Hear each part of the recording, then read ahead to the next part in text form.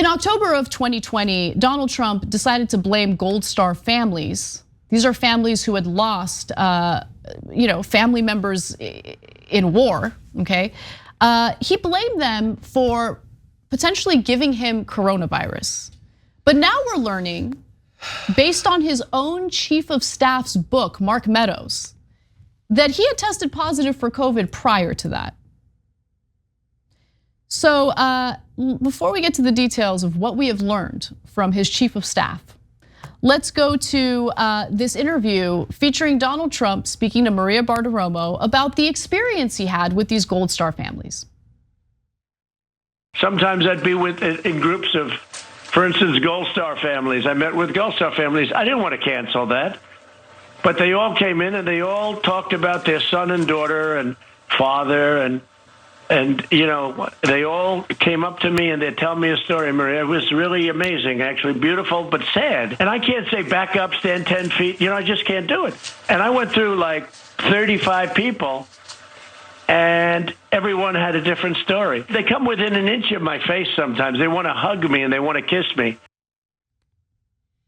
What can he do? He's gonna risk getting COVID, and it is what it is. It's just they love him, they want to hug him and kiss him. But at the time, little did they know that he had already tested positive for COVID. So again, we're finding this out through Mark Meadows. That was his chief of staff. He's published a book, and apparently Meadows says the positive test had been done with an old model kit. He told Trump the test would be repeated with the Binex system and that we were hoping the first test was a false positive.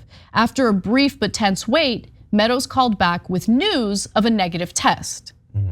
But the fact that there was a positive test is still relevant, right? And it was relevant because soon after that, homeboy had COVID and had to be hospitalized with COVID. So maybe that wasn't a false positive. No, he had COVID.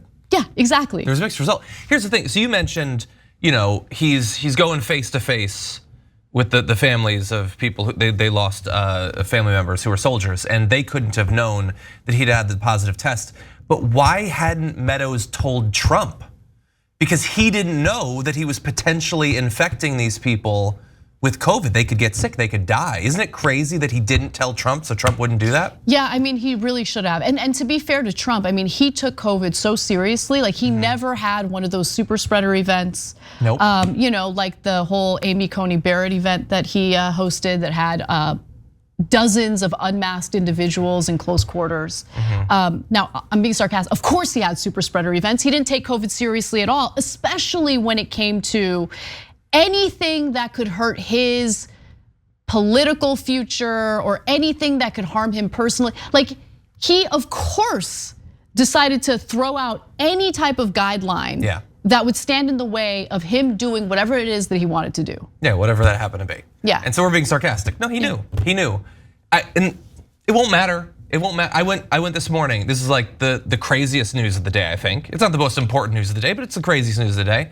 And I went to Fox News and they're not gonna cover it. Of course. The fact that he's chief of staff, John, that he not only, sweet that you checked. I know, but it's very not sweet. Only did he risk exposing Joe Biden at the debate. You think? Oh, come on. You think he cares about that? That he lied about? Oh, I got to the debate and it's just there's no time. I can't take the test. What are you supposed to do?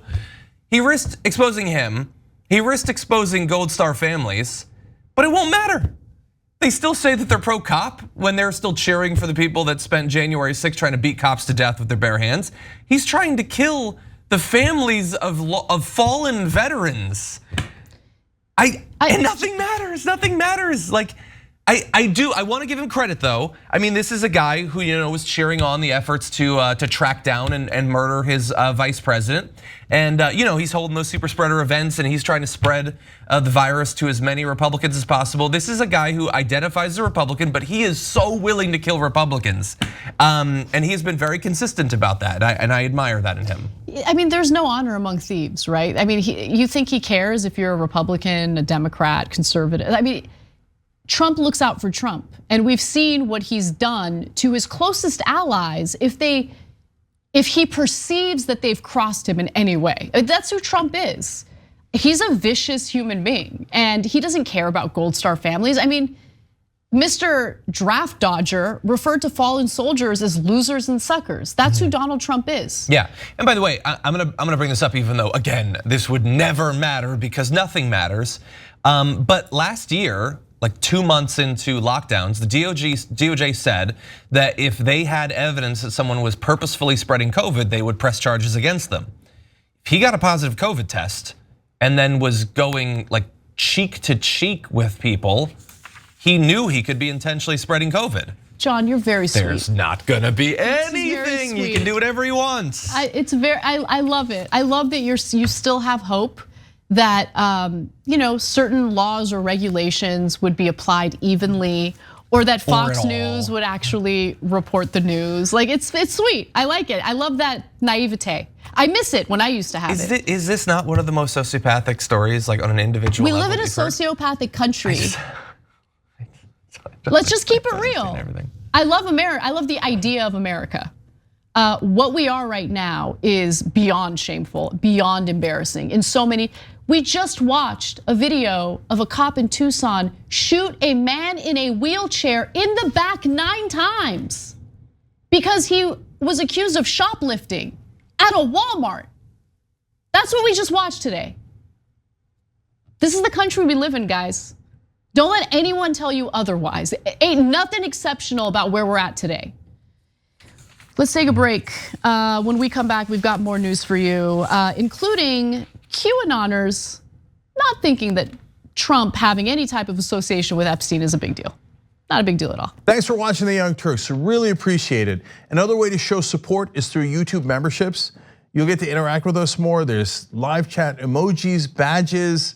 You've got emojis of me, Anna, John, JR. So those are super fun. But you also get playback of our exclusive member-only shows and specials right after they air. So all of that, all you gotta do is click that join button right underneath the video. Thank you.